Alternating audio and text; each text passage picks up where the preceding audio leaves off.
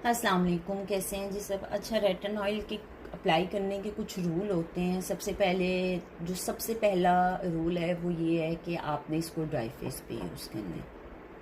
Second, इसका must rule ये है कि अगर आप सिंपली रेटिन ऑयल यूज़ कर रहे हैं और इसके साथ कोई सीरम यूज़ नहीं कर रहे, वैसे तो बेसिकली अगर आप कहीं भी जाएं तो आपको यही कहा जाता है कि रेटिन ऑयल से पहले नायासिनामाइड बेस्ट कॉम्बिनेशन है।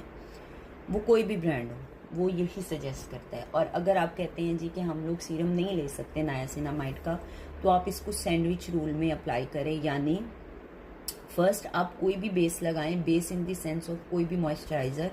उसके बाद 5 मिनट बाद रेटिन ऑयल की लेयरिंग करें और उसको छोड़ के यानी 5 मिनट फिर गैप दे के उसके बाद आप मॉइस्चराइज़र की लेयरिंग अपने फेस के ऊपर करें।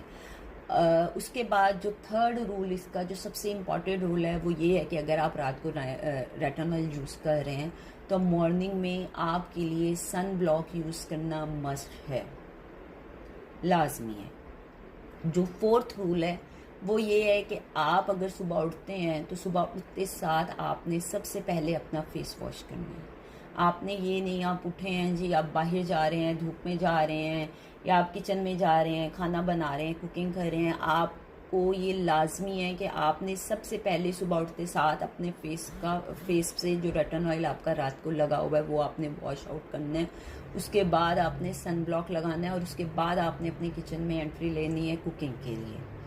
और अगर आप सिंपली ये कहते हैं जी कि मैं भूल गई हूँ या मैंने, तो मैं आपको यही कहूँगी आप प्लीज़ रेटिन ऑयल यूज़ ना करें। क्योंकि अगर आप ये बात कहते हैं जी कि सन ब्लॉक तो धूप में लगाते हैं, नहीं जी, उसके ऊपर ये लिखा होता है कि हीट प्रोटेक्शन भी देता है। और अगर हम लोग किचन में कुकिंग कर रहे होते हैं तो रेटिन ऑयल हमारी स्किन को सेंसिटिव कर रहा होता है। तो ये मस्ट है कि आप मॉर्निंग में अगर किचन में एंट्री ले रही हैं तो फेस वॉश करके सन ब्लॉक लगा के किचन में आप कुकिंग करें। और जो फोर्थ मेथड है कि जो इसका सबसे इम्पॉर्टेंट रूल है वो ये है कि रेटिन ऑयल ने आपको पर्जिंग देनी होती है। आपकी स्किन के ऊपर जो एक लेयर होती है वो उसने रिमूव करने के बाद आपकी स्किन नीचे से निकालनी होती है। यानी जो डेड स्किन होती है उसको रिमूव करने के बाद जो नीचे वाली आपकी स्किन है उसको निकालना होता है, जिसकी वजह से आपके फेस पे ग्लो आता है।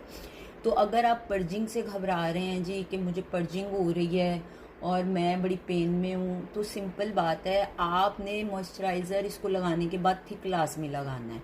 और अगर आपको मॉर्निंग में बहुत ज़्यादा फील हो रहा है जी कि हाँ जी हमारी फेस पे अभी भी बहुत ज़्यादा ड्राइनेस है, तो आप थिक मॉइस्चराइज़र अप्लाई करें मॉर्निंग में भी और उसके बाद सन ब्लॉक यूज़ करें।